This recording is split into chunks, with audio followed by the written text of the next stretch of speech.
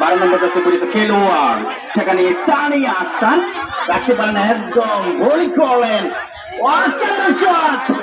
Powerful ফুটবলটা মনে হচ্ছে তানিয়া আক্তার গোল করার জন্য তানিয়াকে দিলেন, রাখতে পারলেন না। তাদের সেই চুটিটা কিন্তু মসৃণতার জায়গায় আছে।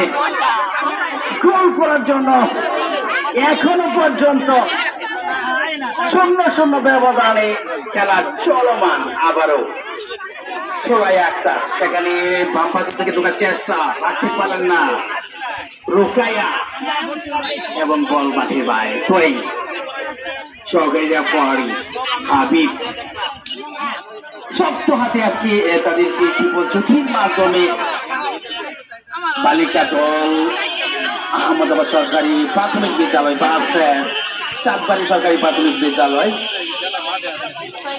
অত্যন্ত ক্লাসিক্যাল ফুটবলটা তারা কিন্তু